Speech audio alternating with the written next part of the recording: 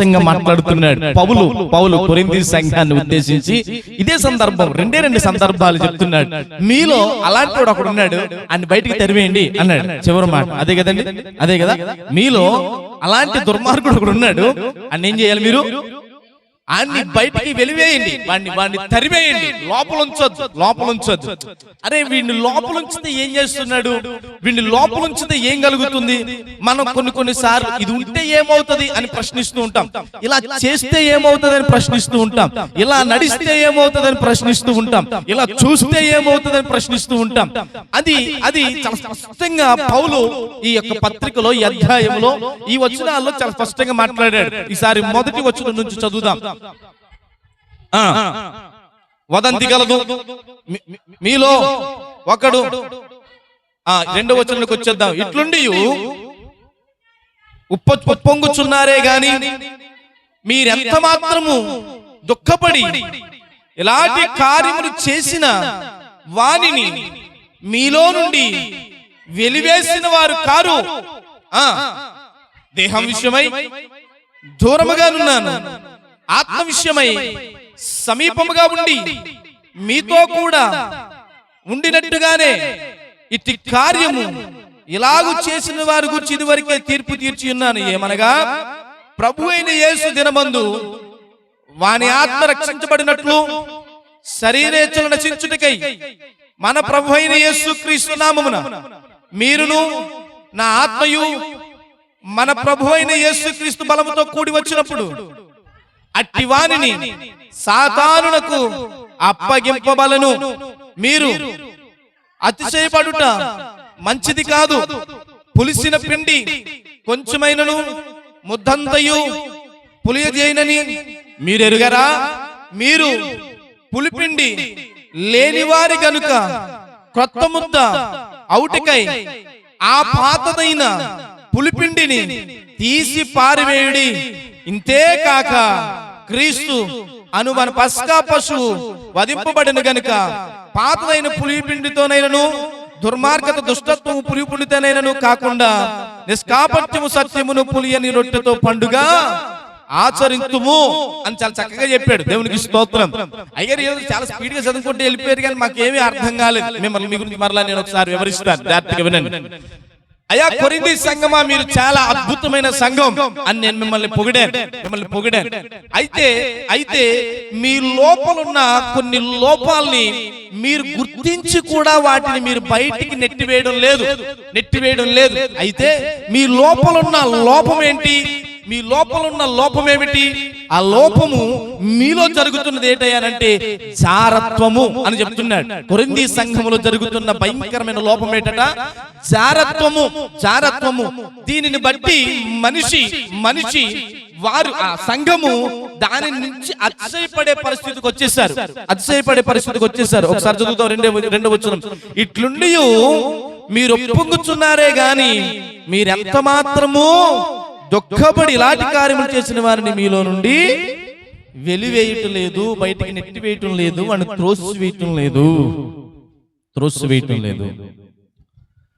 ఇది పాడు చేసేది అని చెప్పి, ఇది హాని కలిగజేసేది అని చెప్పి, ఇది మనిషిని బాధించేది అని చెప్పి దానిని మీ నుంచి దూరం చేసుకుంటూ లేదు. కానీ దాన్ని బట్టి మీరు అతిశయపడుతున్నారు.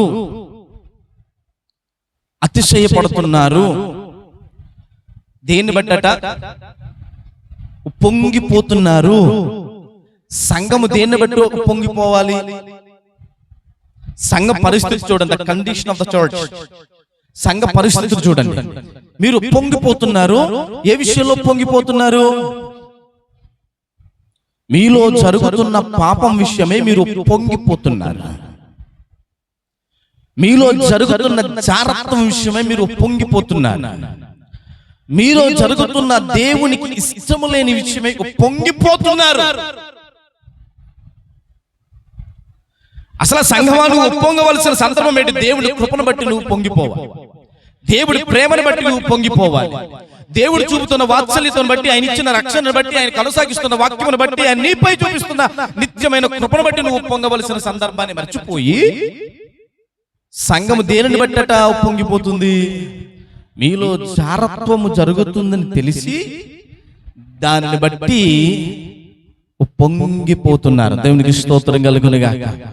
హల్లెలూయా, హల్లెలూయా. గంతులేస్తున్నారు, సంతోషంగా ఆనందంగా గడుపుతున్నారు. పులియపిండి ఉంది అని తెలిసి ఆ పులియపిండి వల్ల ముద్దంతా ఏమైపోతుందట? మాట్లాడతలేదు, గట్టిగా చెప్పండి అమ్మా. మొత్తం ముద్దంతా పులిసిపోతుంది. ఇందాక చెప్పాను, బిర్యానీ అంతా పాడైపోయింది, సరే పర్లేదా, బల్లే కదా తీసి పడేస్తావా? ఏ పర్లేదులే, బల్లే కదా అని దాన్ని కూడా అందరూ కలిపేసి వడ్డిచ్చేస్తావా? ఏ చెయ్యతే ఏమైంది లేదు, దానికి ఎలా ఉన్నా పర్వాలేదు వడ్డిచ్చే అంటావా? లేదండి, మాకు శుభ్రమైనది కావాలి, నాణ్యమైనది కావాలి, ఆరోగ్యమైనది కావాలి అని మనం చాలా స్పష్టంగా అడుగుతాము కదా, అవునా కదా? మాట్లాడట్లేదు, అవునా కదా? నువ్వు ఒక డ్రెస్ కొనడానికి వెళ్ళినప్పుడు దాని పైనుంచి కింద దాకా చూసి ఎక్కడ చిరుకులు ఉన్నాయి, ఎక్కడ మడతలు ఉన్నాయి, ఎక్కడ నలుగులు ఉన్నాయో చూసి ఒకవేళ అదేమన్నా లోపం ఉంటే వద్దండి మాకు ఇంకోటి ఇవ్వండి అంటామా? ఏముందమ్మా, దారమే కదా ఏలాడింది, అయినా సరే మాకు వద్దండి, కొత్తది ఇవ్వండి అంటాం, అవునా కదా? మీలో ఇలాంటి ఒక లోపం ఉందని తెలిసి కూడా దాని నుంచి దూరం అవ్వకుండా దాన్ని బట్టి ఉప్పొంగిపోతున్నావనంటే నీ కండిషన్ ఏమై ఉందో ఒక్కసారి ఆలోచించండి. దేవునికి స్తోత్రం కలుగునుగాక. హల్లెలూయా. దానిని బట్టి నువ్వు సంతోషిస్తున్నావనంటే నీ పరిస్థితి ఏమై ఉన్నదో ఒకసారి ఆలోచించు.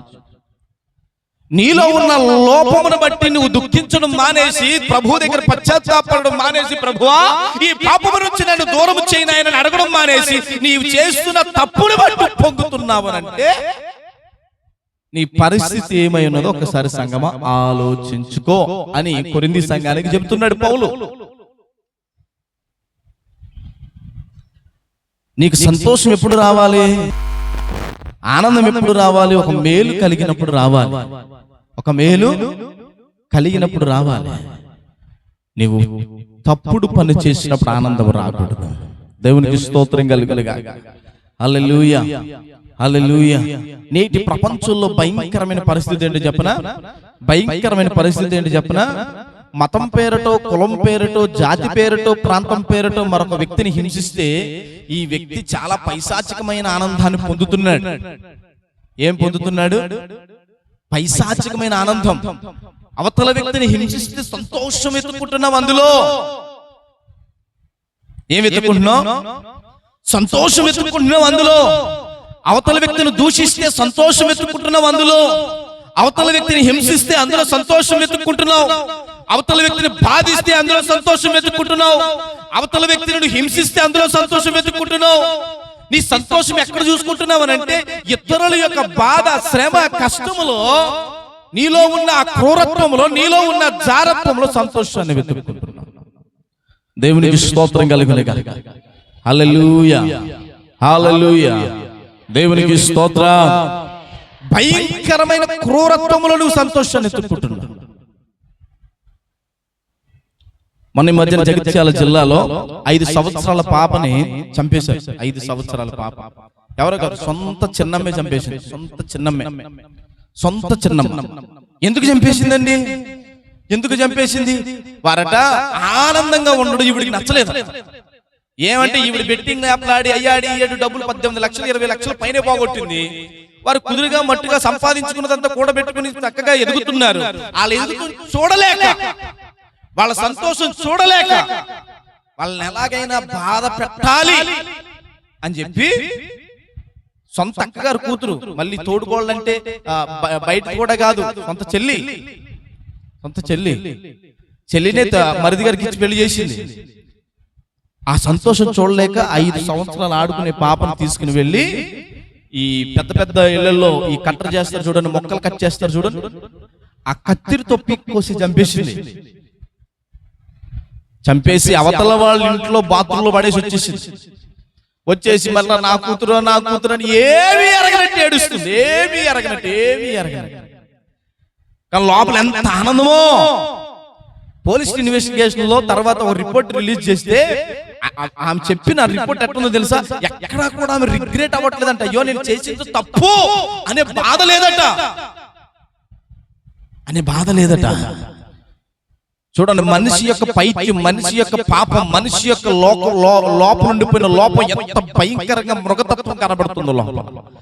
నీ కూతురు వంటిది కదా, నీ వంటి మనిషి కాదా, నీ వంటి బిడ్డ కాదా, నీలో ఉన్న లోపాన్ని బట్టి దాన్ని సరి చేసుకోవడం రావడం లేదు నీకు. దాన్ని బట్టి అతిశయపడుతున్నావు, పొంగిపోతున్నావు. ఆ క్రూరత్వం బట్టి పొంగిపోతున్నావు, ఆ క్రూరత్వం బట్టి నువ్వు రెచ్చిపోతున్నావు. ఎక్కడ కూడా రిగ్రెట్ అవ్వట్లేదట. చూడండి, మనిషి పాపాన్ని ఎంతగా ఎంజాయ్ చేస్తున్నాడు. మనిషి పాపాన్ని ఎంజాయ్ చేస్తున్నాడు. కొరింథీ సంఘ పరిస్థితి అదే. మీరు పొంగిపోతున్నారు, చేసిన తప్పును బట్టి పొంగిపోతున్నారు, చేసిన తప్పును బట్టి విర్రవీగిపోతున్నారు. మమ్మల్ని ఎవరు అడుగుతారు? అడిగితే చూద్దాం, రమ్మను. చేసిందేంటి?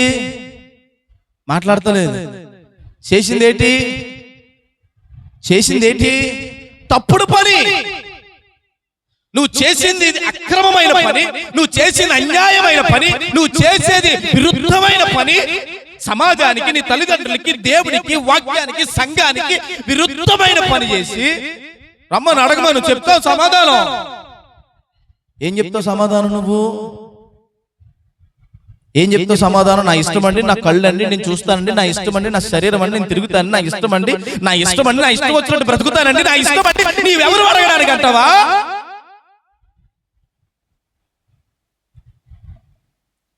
లోపలున్న ఇలాంటి చెడు లక్షణాలని బయటికి నెట్టివేయునుగాక. అది కాదండి, అన్నిట్లో వెరీ గుడ్. సంఘాన్ని ఏమన్నాడు? నువ్వు చాలా మంచిదానివి, నువ్వు కాదంటే సంఘమా, యు ఆర్ వెరీ గుడ్. కానీ నీలో ఒక లోపం ఉంది. ఏంటో తెలుసా? పాపాన్ని ఎంజాయ్ చేస్తున్నా, లోకాశల్ని ఎంజాయ్ చేస్తున్నా, తప్పుడు పనుల్ని ఎంజాయ్ చేస్తున్నా. వద్దు వద్దు. దేవునికి స్తోత్రం కలుగునుగా. హల్లెలూయా, హల్లెలూయా. ఈ లోకంలో పేకాట ఆడుతుంటే ఎంజాయ్ చేస్తున్నావు నువ్వు. ఏమొస్తుందిరా పేకాట ఆడుతుంటే? ఎంజాయ్.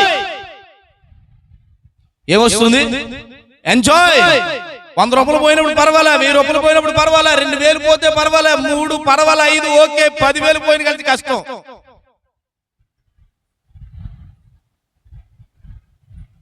మరలా దీనికి నువ్వు పెట్టుకునే పేరేంటి తెలుసా? ఎంజాయ్. నీ జీవితమును పాడు చేసేదాన్ని నువ్వు ఎంజాయ్ అంటున్నావు. ఆ తప్పుడు పనిని నువ్వు ఎంజాయ్ చేస్తున్నావు, ఆ పాపపు పనిని ఎంజాయ్ చేస్తున్నావు. ఎంజాయ్ చేస్తున్నావు. అది తప్పు అనే గ్రహింపు కోల్పోయావు. మరలా మందిరానికి రావట్లేదా? చక్కగా మందిరాలు కూర్చుంటున్నారు, చక్కగా ప్రార్థనలు చేస్తున్నారు, చక్కగా ఆరాధన చేస్తున్నారు. మరలా వెళ్ళి తప్పుడు పనులని ఎంజాయ్ చేయడం నేర్చేసుకున్నాను. నీలో ఉన్న పాపపు లోపమును కడగడం రావడం లేదు, వదులుకోవడం రావడం లేదు, విడిచిపెడతాం రావడం లేదు. Still you are continuing it, you are habituated with that. నువ్వు దానికి అలవాటు పడిపోయి ఎంజాయ్మెంట్ అనే పేరులో ఈ మధ్యకాలంలో యవనస్తులని మందిరంలోకి నడిపించడం చాలా కష్టం. వాళ్ళు ఏమంటున్నారు తెలుసా? ఎంజాయ్మెంట్ ఏముంటదండి? ఎక్కడ మాట్లాడతలేదు, ఎక్కడ ఎంజాయ్మెంట్ ఉండదు.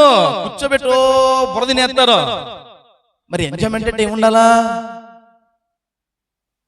నాకు తెలియక అడుగుతున్నాను. ఎంజాయ్మెంట్ అంటే ఏముండాలా? ఆనికెళ్ళా, దీన్ని గెల్లా, ఆడిని కొట్ట, ఈయన్ని అన్న, అది ఎంజాయ్మెంట్ అంటే. మరి మందిరం కొత్త కుదరవుగా. చూడు, తప్పుడు పనులను నువ్వు ఎంజాయ్మెంట్ అంటున్నావు. నీకు అర్థమవుతుందా? తప్పుడు ఉద్దేశాలను సంతోషించేస్తున్నావు. నీకు అర్థమవుతుందా? మనిషి రాను రాను రాను రాను మృగ లక్షణాలకు అలవాటు పడిపోతున్నాడు. దేవునికి స్తోత్రం. హల్లెలూయా, హల్లెలూయా.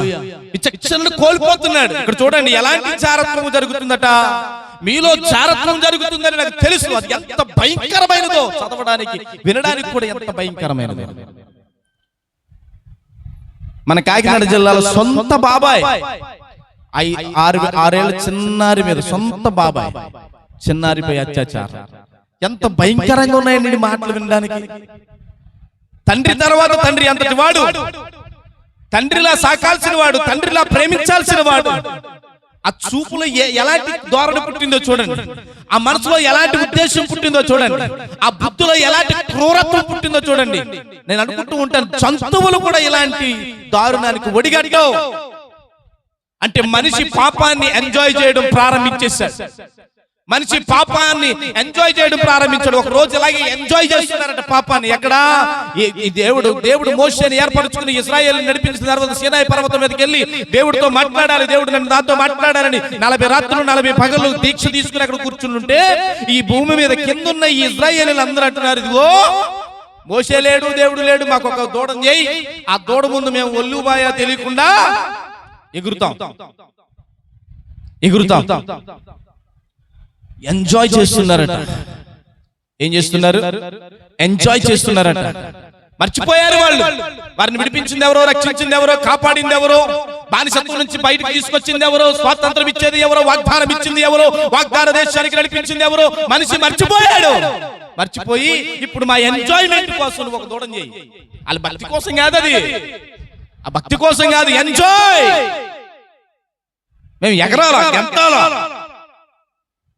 ఎగిరి గెంచుతుంటే మాకు ఒక ఊపు వస్తుంటది. ఆ ఊపులో మమ్మల్ని మేము మైమర్చిపోతాం. దేవునికి స్తోత్రం కలుగునుగా. హల్లెలూయా, హల్లెలూయా. మమ్మల్ని మేము మైమర్చిపోతుంటాం. అలాంటి మైమర్చిపోయే పార్టీలు జరుగుతున్నాయి. వాటికి రేవ్ పార్టీలు అని పేరెట్టారు. అందులో వరుస వాయి ఉండదట, అందులో క్రమం ఏముండదు. ఇంకా ఆడికి ఇష్టం వచ్చినట్టు తాగొచ్చు, ఇష్టం వచ్చిన వారితో తిరగచ్చు. భర్త ఎదుర్కొంటా భార్య, భార్య ఎదుర్కొంటా భర్త, ఇష్టం. అంటే పాపాన్ని ఎంత భయంకరంగా ఎంజాయ్ చేయడం అలవాటు అయిపోయిందో ఈ సమాజానికి ఒక్కసారి ఆలోచించు. అలాంటి సంతోషకరమైన పాపం వైపు చూడకూడదు. నువ్వు పొంగకు, నువ్వు ఎగిరెగిరి పడకు, నువ్వు ఎగిసెగిసి పడకు. ఏమంటున్నాడు తెలుసా ఆ మాట కోసం? క్రీస్తు దినమందు, ప్రభు దినమందు వారిని ఎవరికి అప్పగిస్తాడట? మాట్లాడతలేదు. వారిని ఎవరికి అప్పగిస్తాడట? సాతానుకి అప్పగిస్తాం, అపవాదికి అప్పగిస్తాం. అపవాదికి అప్పగిస్తే ఏమవుతుందన్నా? ఏమవుతుంది? పురుగు చావదు, అగ్ని ఆరదు, దాహం తగ్గదు, దప్పిక తీరదు. దేవునికి స్తోత్రం. హల్లెలూయా, హల్లెలూయా. ఏమైపోయింది ఈ భూమి మీద ఉన్న ఎంజాయ్మెంట్ అంతా? ఈ భూమి మీద చేసిన పాపం, సంతోషం అంతా ఏమైపోయింది? నా ప్రాణమా తినుము, తాగుము, సుఖించుము, నీ కొరకు కొట్లలో ధాన్యమున్నదని ఎర్రవీగి గొంతు కిరిచి చెప్పిన ఈ ధనవంతుడు ఇప్పుడు ఎక్కడ ఎడుతున్నాడు?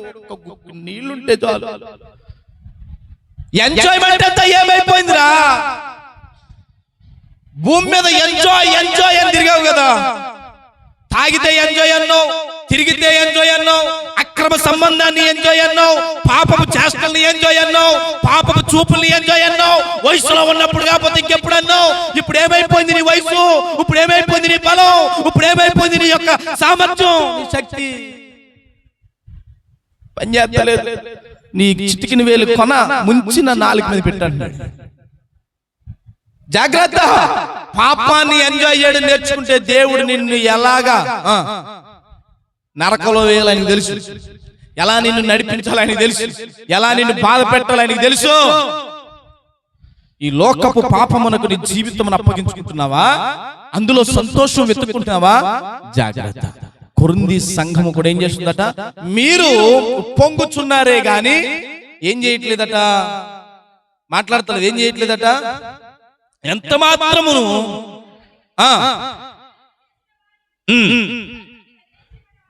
మీలో నుండి వెలివేసిన వారు కారు. మీరేం చేయట్లేదు? వదిలేయండి అంటే వదలలేకపోతున్నామన్నా, మారండి అంటే మారలేకపోతున్నామన్నా, చేయకండి అంటే చేయకుండా ఉండలేకపోతున్నామన్నా? మీరు ఎంత మాత్రమును వాటిని విడిచిపెట్టువారుగా కనబడుట లేదు. నీలో ఒక పులిపిండి ఉంది. ఆ పులిపిండి మొత్తంతటిని ఏం చేస్తుందట? పాడు చేస్తుంది. ఈరోజు ఏ పులిపిండి మన జీవితాన్ని అంతటిని పాడు చేస్తుందో ఒక్కసారి మన ఆత్మ పరిశీలనలోనికి వెళ్ళి చూద్దాం. మన చూపు అనే పులిపిండి మన జీవిత సాక్ష్యాన్ని పాడు చేస్తుందా? మన నోరు అనే పులిపిండి మన జీవిత సాక్ష్యాన్ని పాడు చేస్తుందా? మన చెవులు అనే పులిపిండి మన జీవితాన్ని పాడు చేస్తుందా? మన హృదయం అనే పులిపిండి మన బ్రతుకుని పాడు చేస్తుందా? మన నడవడిక అనే పులిపిండి మన సాక్ష్యాన్ని పాడు చేస్తుందా?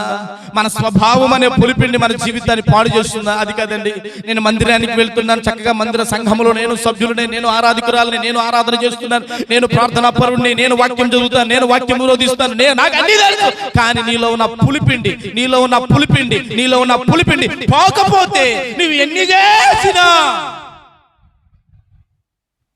ఏంటంట? నువ్వెన్ని చేసినా వ్యర్థమే. నీలో ఉన్న ఆ ఒక్క పులిపిండి పోకపోతే నీ జీవితం అంతా వ్యర్థమే. నీ దేవునికి వ్యతిరేకమైనది, నీ సాక్షి జీవితాన్ని పాడు చేశాడంటే ఒక్కటైనా సరే, ఇతరులకు చాడీలు చెప్పేదా, ఇక్కడ మాటలు అక్కడ భయంకరంగా మోసుకెళ్లేదా, లేని ఉన్నట్టు పుట్టించేదా, అదైనా సరే భయంకరమైన పాపమే, భయంకరమైన పాపమే. అది నీ సాక్షి జీవితాన్ని పాడు చేస్తుంది, నీ భక్తి జీవితాన్ని నాశనం చేస్తుంది. దేవుడు నీకు ఇచ్చే మేలులను ఆ పస్కా విందులో పాలు లేకుండా చేస్తుంది. పస్కా విందులో ఏముంటాయట చెప్పండి, చదివితే అక్కడ ఉంది. పస్కా విందులో ఏముంటాయట? క్రీస్తు అనే పస్కా మన కొరకు వధింపబడి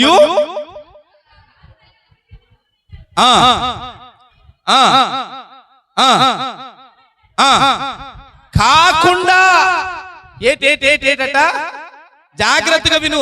ఈ పస్కాని నువ్వు పులిపిండితో చేయకూడదు నాయనా. పిండి పాడైపోకూడదు, పిండి నాశనం అయిపోకూడదు, పిండి పనికి రావాలి, పిండి రుచికరంగా ఉండాలి, పిండి శ్రేష్టమైనదిగా ఉండాలి, పిండి మేలైనదిగా ఉండాలి. కొద్దిగా ఉన్నా సరే ఏమైపోతుంది? మాట్లాడతలేదు. కొద్దిగా ఉన్నా సరే, పాలు కాచేటప్పుడు మనం ఏం చేస్తాం చెప్పండి? పాలు కాచేటప్పుడు ఏం చేస్తాం? గిన్నెని 1-2 సార్లు కడుగుతాం. ఎట్టుంది అట్టు పెట్టేస్తాం, అట్టుకెళ్ళి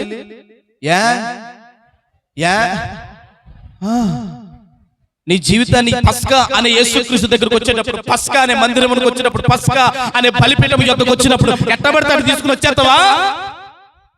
అది దేవుడికి అంగీకారం అయిపోతుందా? దేవుడు ఇష్టపడిపోతాడా? దేవుడు నిన్ను ప్రేమించేసి ఆయన కృపని మీద కురిపించేస్తాడు? లేదు, అది పస్కాకి అర్హత లేనిది. మరి ఏం చేయాలి ఆయన? ఆ పులిపిండి బయట పడేసి శ్రేష్టమైన ముద్ద, భక్తి జీవితం శ్రేష్టమైనది, భక్తి జీవితం శ్రేష్టమైనది, ప్రార్థనా జీవితం శ్రేష్టమైనది, వాక్యానుసారమైన జీవితం శ్రేష్టమైనది, దానిని పట్టుకుని రా. అది పస్కాకి ఇష్టమైనది, దేవుని యొక్క పస్కాలో ఉండడానికి అర్హత కలిగినది. అది మీలో నుండి ఆ పాపమును వదలకుండా, ఏం చేయకుండా, మీలో నుండి ఆ పాపాన్ని వదలకుండా, దేవునికి స్తోత్రం కలుగునుగాక. హల్లెలూయా, హల్లెలూయా. ఒకరోజు ఒక ఆయన చక్కగా క్రిస్మస్ పండగ అని చెప్పేసి, ఏంటంట క్రిస్మస్ పండగ అని చెప్పేసి మంచిగా పానీయం తీసుకుని తూతా తాళుతా దేవుడి పాట పాడుకుంటూ వస్తాడట. అడిపించునా పాడుకుంటూ వస్తాడట. కొత్త పుసుకుని గోతులో పడిపోయాడు. ఏమైపోయాడు? గోతులో పడిపోయాడు. పడిపోయినాడు, పూర్తిగా పడలేదు. ఏదో ఒక ఆసరా అలా దొరికింది. ఏంటట? ఏదో ఒక ఆసరా దొరికింది. ఇవాళ ఏ పండగ? ఎవరు గుర్తొస్తారు? మనకు పండగ దేవుడు గుర్తొస్తాడు. దేవునికి స్తోత్రం కలుగునుగాక. హల్లెలూయా, హల్లెలూయా. అంతే కదా, ఇవాళ క్రిస్మస్ పండుగ. క్రిస్మస్ పండుగ కాబట్టి ఎవరు గుర్తుకు రావాలా?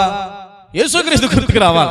యేసుక్రీస్తు గుర్తుకు రాగానే ఇవాళ క్రిస్మస్ పండుగ కదా, ఏసీ ఏంటంటే ఎక్కడెక్కడ తిరుగుతూ ఉంటాడో, పండుగ కూర్చుంటాడు, గట్టిగా ఆయన వస్తాడని పోలేని నమ్మకమో విశ్వాసమో యేసయ్యా అని అరిచాడు. ఎవరి? యేసయ్యా అని అరిచాడట. యేసయ్య అని అరవగానే తండ్రి దేవుడు వినగలిగేవాడు గనక, విని వెంటనే సమాధానం ఇచ్చేవాడు గనక, నువ్వు ఎలాంటి పరిస్థితుల్లో నీకు ఆశ్రయంగా ఉండేవాడు గనక, నా కుమారుడా నేను ఉన్నానని వచ్చేసాడే. ఇటు తాగుపోతాడా, మామూలుడా, తిరిగిపోతాడా అనవసరమైన. ఆయన చాలా మంచోడు. మనమే దుర్మార్గులు, నీచులు, నికృష్టమైన పరిస్థితుల్లో ఉన్నా కూడా దేవుని జ్ఞాపకం చేసుకో. ఆ పడిపోయే పరిస్థితుల్లో మనస్ఫూర్తిగా గాగేసాడు, వచ్చేసాడు. నన్ను కాపాడు అన్నాడు. సరే కాపాడుతాను కానీ చెయ్యలగంది అన్నాడు. ఏమన్నాడు? కాపాడుతానులే గాని అది చెయ్యండి, నువ్వు నన్ను కాపాడు. నీకు కాపాడుతాను కానీ చెయ్యండి. అసలు బుర్రందా యేసయ్యా? ఈ చెయ్యి కింద పడిపోతాను నేను. నువ్వు నన్ను ఎందుకు పిలిచావు? నన్ను ఎందుకు పిలిచావు? కాపాడమన్నావు కదా, మరి చెయ్యవు. చెయ్యి వదిలేస్తే కింద పడిపోతాను నేను, వదిలితేనే నేను కాపాడుతాను అంటున్నాడు. నువ్వు అది వదిలే, నేను పైకి తీసుకొస్తాను. వదిలితే కింద పడిపో, నువ్వు పడిపో, నువ్వు పడిపో. చాలా మంది ఇదే టైప్. యేసయ్యా నా రోగం తగ్గించిన ఆయన, నేను తాగడం మానలేకపోతున్నాను, అదొక్కటే. యేసయ్యా నాకు ఫలానా మేలు చేయను, ఆయన బూతులు మానలేకపోతున్నాను అయ్యగారు, అదొక్కటే. యేసయ్యా నాకు కృప చూపించిన ఆయన, సాడీలు చెప్పడం మానలేకపోతున్నాను అయ్యగారు, అదొక్కటే. అదొక్కటే వదిలేయాలి నా దేవుడు. ఒక్కటే నీలో ఉన్న పులిపిన ఒక్కటే, అది ఏదైనా సరే నీ జీవితమును, బ్రతుకును, సాక్ష్యమును, భక్తిని, ప్రార్థనా జీవితాన్ని నాశనం చేసేది ఏదైనా సరే అదొక్కటే వదిలే, నా కృప యొక్క మహిమ ఏమిటో నీకు చూపిస్తాను అన్నాడు. హల్లెలూయా, హల్లెలూయా. ఆ ఒక్క జీవితమును, ఆ ఒక్క పులిపిని బయటికి నెట్టేసే, నా కృప యొక్క మేలేంటో నీకు చూపిస్తాను. నిన్ను మరలా పస్కాకు సిద్ధపరుస్తా. నా పస్కాలో నిన్ను కూర్చోబెడతాను. ఆ విందులో నువ్వు ఉంటావు, నీతో పాటు నేను ఉంటాను. ఆ విందులో మనం సంతోషంగా ఉండబోతున్నాం. వదిలే, నేను వదలలేను. ఏం చేయలేను, నేను వదలలేను.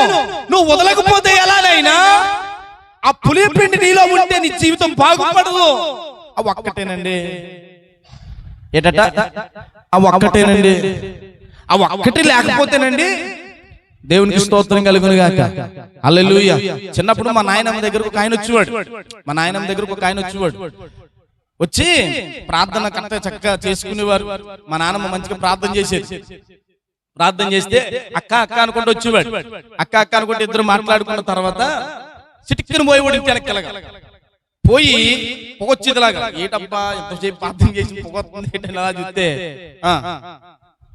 వదిలేసేవాడు, కొట్టాలి. మళ్ళీ మా నాన్న దగ్గరకు చక్క, ఇది ఒక్కటి వదిలేస్తే దేవుడు నన్ను ఆశీర్వదిస్తాను అన్నాడు. తెలుసు కదా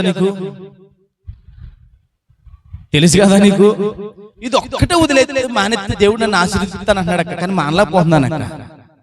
నీకు తెలుసు కదా, ఆ ఒక్కటి వదిలేస్తే నేను ఆశీర్వదిస్తానన్న విషయం నీకు అర్థమైంది కదా, వదిలేయాలి కదా. వదలలేకపోతున్నాను. ఆ పులిసిన పిండి తీసేయక్క, లోపల ఉన్న పులిసిన పిండిని తీసే. పాడైపోయింది అది, ఇంకా పాడైపోయింది, ఇంకా లోపల ఉంచుకోకూడదు. నువ్వు మరలా ఎసరెట్టేటప్పుడు మిగిలిపోయిన అన్నం అందులో వేసేస్తావా?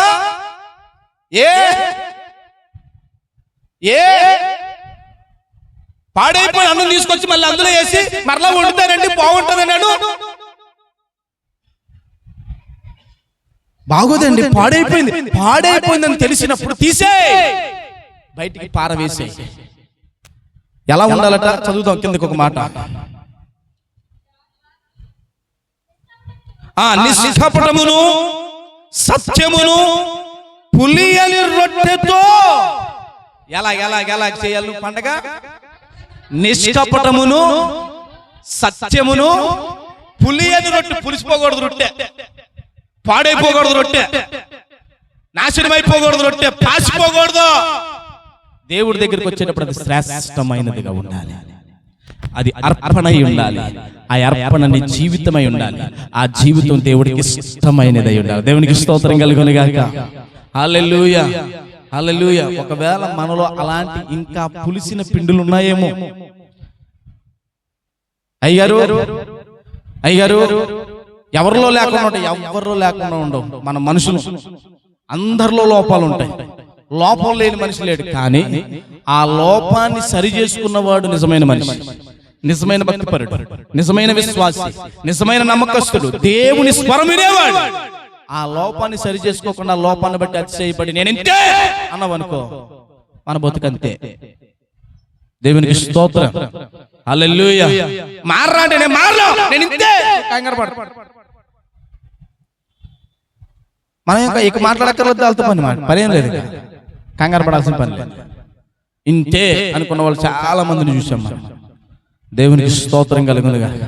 ఆ ఒక్క పులిసిన పిండి, అదేమో నీ జీవితంలో ఏదై ఉన్నదో, అది ఏదైనా సరే నీ జీవితంలో నుంచి దాన్ని తీసే శ్రేష్టమైన అర్పణగా మారదాం. చదువు కిందకి ఇంకొక వచ్చిన నీ సహవాసం కోసం చెప్తున్నాడు సంగమా. నీ సహవాసం గురించి చెప్తున్నాడు. మొట్టమొదటిగా ఏమన్నాడు? నీలో ఉన్న పులిసిన పిండిని బయట పాడే. రెండవది నీ సహవాసం చెప్తున్నాడు. జారులతో సాంగత్యం చేయవద్దని నా పత్రికలో మీకు రాసిన, అయితే ఈ లోకపు జారులతోనైనా లోబులతోనైనా దోచుకుని వారితో విగ్రహారాధకులతో ఏమాత్రం సాంగత్యం చేయవద్దని కాదు. అలాగైతే మీరు లోకములో నుండి వెళ్ళిపోవలసి వచ్చును కదా. ఇప్పుడైతే సహోదరుడు అనబడిన వాడు ఎవడైనాను జారుడు గాని, లోబి గాని, విగ్రహారాధికుడు గాని, తిట్టుబోతు గాని, త్రాగుబోతు గాని, దోచుకుని వాడు గాని అయ్యున్న ఎడలట్టి వానితో సాంగత్యము చేయకూడదు, భుజింపకూడదని మీకు సాంగత్యం ఎవరితో చేయకూడదట, ఏం చేయకూడదట?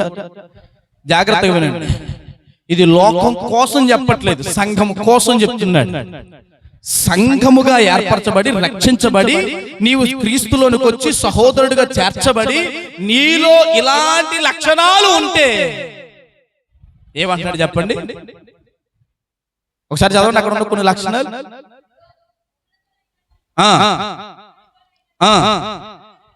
ఇంకొక కొంచెం కిందకి. ఇప్పుడైతే సోదరుడు అనబడిన వాడు ఎవడైనను, ఇప్పుడైతే సోదరుడు అనబడిన వాడు, ఇప్పుడైతే నీతో స్నేహం చేసేవాడు, సంఘంలో కూర్చునేవాడు, మందిరానికి వచ్చేవాడు, ఆరాధన చేసేవాడు, దేవునికి నమ్మకంగా ఉండాలనుకున్నట్టు నటించేవాడు, దేవునితో సహవాసం చేస్తున్నట్టు ఉండేవారు, అది ఎవరైనా సరే చదవండి. జారువాడు గాని, లోబి గాని, విగ్రహారాధన గాని, తిట్టుబోతు గాని, త్రాగుబోతు గాని, దోచుకునేవాడు గాని అవన్నీ ఎడల వాడితో నీకు సహవాసము. ఇందాకేం చెప్పాడు నీకు? పులిసిన పిండి. రే మేము ప్రార్థనకి వెళ్తాం, మేము సినిమాలు చూస్తాం, రే మేము ప్రార్థనకి వెళ్తాం, మేము పార్టీలకు వెళ్తాం, మేము ప్రార్థనకి వెళ్తాం, మేము అన్ని వాస్తులు అవి చూపించుకుంటాం, మేము ప్రార్థనకి వెళ్తాం, మేము అధ్యాయులు అవి చూసుకుంటాం, మేము ప్రార్థనకి వెళ్తాం, మేము ముహూర్తాలు పాటిస్తాం, మేము ప్రార్థనకి వెళ్తాం, మేము మంచి రోజులు చూసుకుంటాం. ఇదే పులిసిన పిండి. అర్థమైందా? అర్థమైందా? ఇదే పులిసిన పిండి. ఈ పిండి భక్తి జీవితాన్ని అంతటి పాడు చేస్తుందట. ఏదో విశ్వాసులు కొత్తగా వచ్చారు, చక్కగా చేర్చబడ్డారు, ప్రార్థనలో ఉన్నారు, అప్పటి వరకు ఎన్ని ప్రయత్నాలు ఎన్నో చేసి చివరిగా దేవుని సన్నిధికి వచ్చారు, ప్రార్థనలో ఎదుగుతున్నారు. వారికి ఏదో చిన్న బలహీనత వచ్చింది, అయ్యారు ప్రార్థన చేయండి. సేవకులుగా నమ్మకంతో విశ్వాసంతో మేము ప్రార్థన చేస్తున్నాం, వారు అంతకంటే విశ్వాసం నుంచి వారు ప్రార్థన చేస్తున్నారు. అంతకి తగ్గట్లేదు, అయినా సరే 2 రోజులు అయింది తగ్గట్లేదు, ఇప్పుడు 3వ రోజు మనం వెళ్తాం ఏంటికి? దేవునికి స్తోత్రం కలుగును గాక. అల్ల 3 రోజులు తగ్గలేదా? లేదమ్మా, ఇడుపు పట్టుకొని వచ్చేస్తుంది, జ్వరం ఇడుపు పట్టుకొని వచ్చేస్తుందా? ఇడుపు పట్టుకొని వస్తుంది. ఇగో ఎందుకన్నా మంచిది అది కాదు, మనం ప్రార్థనకి వెళ్తాం, మేము వెళ్తాం ప్రార్థనకి, బాబాయ్ ప్రార్థనలో మేము ముందు పాట పాడతాం, అన్ని చేస్తాం, మేము వెళ్తాం ప్రార్థనకి, ప్రార్థనే. ఇదే పులిసిన పిండి, ఇదే పులిసిన పిండి. ఆ పిండి నీలో నుంచి దూరం అయిపోవాలి. నువ్వు సహోదరుడు అయి ఉండి, విశ్వాసి అయి ఉండి, క్రీస్తు నమ్మిన వాడు అయి ఉండి, యేసుక్రీస్తు రక్తంలో కడగబడి ఉండి, ఆయన ప్రేమను తెలుసుకుని ఆయన నా కోసం మరణించాడు, సిలువలో మరణించాడు, 3వ దినాన్ని తిరిగి లేచాడు, మరలా వస్తున్నాడని రూఢిగా నమ్మి ఇంకా నువ్వు లోకంలో ఉన్న వాటి వైపు చూసి ఇంకా అన్నావు అనుకో, అదే పులిసిన పిండి. అలాంటి పులిసిన పిండిలన్నింటినీ బయటపడే. అర్థమవుతుందా? అర్థమవుతుందా? యేసుక్రీస్తు ప్రభువు వారు అంటున్నాడు, ప్రభువా ప్రభువా అని పిలిచిన ప్రతివాడు అది కాటి నాయనా నీ నామమును మేము దయ్యములు వెళ్ళగొట్టలేదా, స్వస్థత చేయలేదా, చనిపోయిన వారు లేవనెత్తలేదా, రోగులు బాగుపడతలేదు, మీరు అన్ని చేశారు కానీ మీ పిండి పులిచిపోయిందిరా. ఈ పిండి స్థిరమైన పిండి కాదు, మీ పిండి పనికొచ్చే పిండి కాదు, మీ పిండి పస్కాకు ఉపయోగించే పిండి కాదు, మీ పిండి అర్పణకు ఉపయోగపడే పిండి కాదు, పాడైపోయింది పిండి. ఇన్ని చేసినా మీలో సరైన సమర్పణ, ఇన్ని చేసినా మీలో సరైన తీర్మానం, ఇన్ని చేసినా మీలో సరైన విశ్వాసం, ఎక్కడో ఒక చోట మీ పిండి పులిసిపోయింది.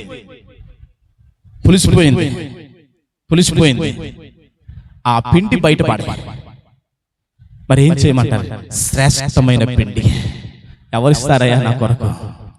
ఈ శ్రేష్టమైన పిండికి ఎవరు మారుస్తారు నన్ను? చదువుదామా కిందకి ఒక మాట. నాకేలా దేవుడే. ఎవరెవరెవరెవరట? దేవుడు తీర్పు తీరుస్తాడు, మనం కాదట తీర్పు తీర్చాల్సింది. పక్కనోడు ఎలాగా, నాడు అలాగా, నేను ఎలాగా, మనం కాదు తీర్పు తీర్చాల్సింది. ఆయన తీర్పు తీరుస్తాడు. అయితే మనం ఎవరికి తీర్పు తీరుస్తున్నామంట? చదవండి. మీ లోపటి వారికి. లోపల ఒకరు ఉన్నారు, ఉన్నారా? దేవునికి స్తోత్రం కలుగును గాక. మావాడు కంగారు వచ్చింది. హల్లెలూయా. లోపల ఒకరు ఉంటారు, ఆడికి నువ్వు తీర్పు తీర్చాలి. బయటికి కనబడతాడు చూడు, పాటర్ గారు తెల్ల సొక్క వేసాడు, ఎంత బాగున్నాడు పాటర్ గారు అనుకోకు. లోపల ఇంకొకరు ఉంటాడు, అది పాటర్ గారు అవనే, విశ్వాసం అవనే, యవనస్తులు అవనే, పెద్దోళ్ళు అవనే, చిన్నోళ్ళు అవనే, ఎవరైనా సరే లోపల ఇంకోటి పని చేస్తూ ఉంటుంది. ఆ పులిసిన పిండిని బయటికి నెట్టే, దానికి తీర్పు తీర్చు. నువ్వు ఇక్కడ ఉండవలసిన వాడివి కాదు. ఈ దేహము దేవుని ఆలయమై ఉన్నాయని మేము ఎరిగిన వారు. ఇది దేవుని ఆత్మ చేత నింపబడాలా, దేవుని వాక్కు చేత నడిపింపబడాలా, ఆయన ప్రసన్నతను పొందాలా, ఆయన దర్శనములు చూడాలా. ఇది ఈ దేహమునకున్న గొప్ప ధన్యత. కానీ లోపల ఏం పని చేస్తుంది? లోపల ఏం పని చేస్తుంది? లోకానుసారమైన ఆశలు, ఆలోచనలు, దుర్మార్గతలు, పాపములు, అక్రములు, అన్యాయములు, భయంకరమైన క్రోధమైన మృగతత్వాలు లోపలికి వచ్చేసి కూర్చుంటాయి. ఇందాక చెప్పాను, మనిషిగా బ్రతకడం మర్చిపోయాడు, మనిషి మృగంగా మారిపోయాడు, మనిషి మానవత్వాన్ని వదిలేశాడు, బాంధవ్య విలువలు పక్కకు పట్టేశాయి, పక్కకు తప్పుకున్నాయి. విలువలతో కూడిన జీవితాలు ఎవరు బ్రతుకుతా లేదు. భయంకరమైన పాపపు చేష్టలు పెట్రిల్లిపోతున్నాయి. అలాంటి తరుణములో సంఘంతో చెబుతున్న మాట, ఆ పులిసిన పిండి నీలోంచి తీసే. దేవునికి స్తోత్రం, హల్లెలూయా. ఆ పులిసిన పిండి నాలోంచి తీసే ప్రభువా. నేను నాలో ఉన్న ఆ దుర్మార్గుడిని బయటికి పడవేసి ఇప్పుడు నేను ఎలా మారాలి? నీకిష్టమైన పాత్రగా, నిష్కపటమైన సత్యమునైన పులియని రొట్టెవలే నేనుండాలి. నా కొరకు వధించబడిన పస్కావు నువ్వు, నా కొరకు బలి అయిపోయిన పస్కావు నువ్వు, నా కొరకు రక్తము చిందించిన పస్కావు నువ్వు. నీ పస్కా పండుగలో నేను పులియని రొట్టెవలే, లోపము లేని రొట్టెవలే, పాడవని రొట్టెవలే నేను అర్పణకు రావాలి.